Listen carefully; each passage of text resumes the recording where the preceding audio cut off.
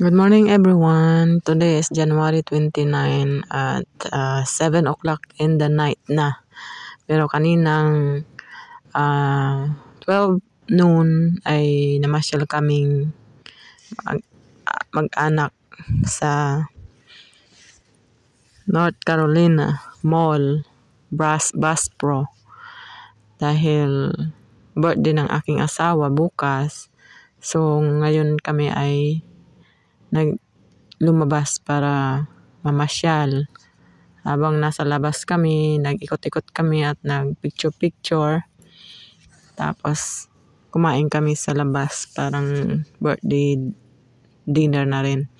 Ayan, nakita namin mga naka-display dyan, nag-picture-picture kami ng aking anak. So nag-enjoy naman kami so far. Malayo yung biyahe, pero masaya, nag-enjoy kami. And thank you for watching everyone. Actually, meron kaming hinahanap. Kaya kami pumunta dyan. Kaso, hindi namin nahanap yung aming gustong bilhin. Dahil out of stock sila. So, kaya hindi namin nabili. So, dahil wala yung aming sadya, nag-picture-picture na lang kami. Nag-ikot-ikot kami at saka pasyal-pasyal. Nag-picture. Nag-enjoy naman kami so far. Tapos kumain kami sa labas. Nabusog kami sobra. Doon kami kumain sa Eat All You Can Chinese restaurant.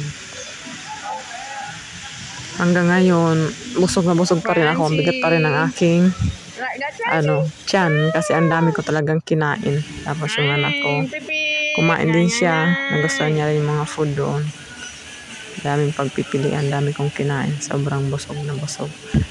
Tapos habang nandiyan kami sa Bass Pro, is nakita namin merong aquarium, ayan. So, nagpicture and nag-video kami kasi ang ganda ng mga fish. Ang lalaki ng mga fish nila, sobra. Kaya nainganyo kaming dalawa ni Quincy. Kaya nag-picture kami habang yung asawa ko ay nag-iikot kasi mayroon siyang hinahanap. So, nadyan muna kami nag-standby ng baby ko para malibang kami. Ayan, ang laki ng fish, ang cute-cute niya. Ang dami niyang ang dami nilang nakalagay na fish, kaya nakakatuwa. Tapos may mga design pang mga parang jungle talaga. So nakakatuwa. Keep watching guys. Thank you everyone for support. God bless.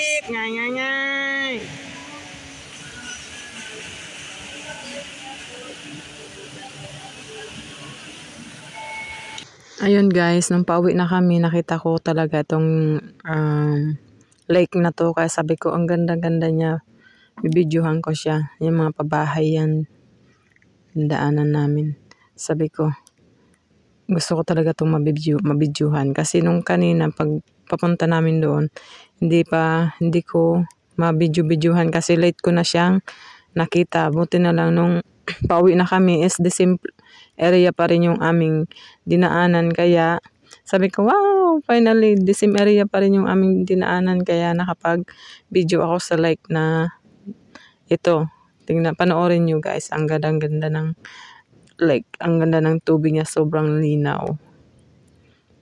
Thank you guys for watching. Support. Keep watching guys. Tiyaan! Diba? Ang ganda-ganda niya guys. Ang sarap sa mata.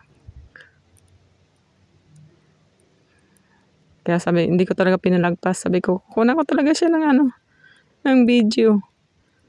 Buti na lang nakita ko kaagad siya bago pa kami makarating ng lake na yan. Kaya inabangan ko talaga siya. Sabi ko, yes! Ang saya-saya ko na sinakawanan ko siya ng video. Ilang bisis na kami dumadaan dyan. Hindi ko na abutan talaga. Hindi ko nakukuha na ng video. So finally, kanina is nakuhanan ko talaga siya ng video. Kaya super happy ko kasi finally, lagi kaming nakakalagpas dyan. Di ako nakakuha ng video.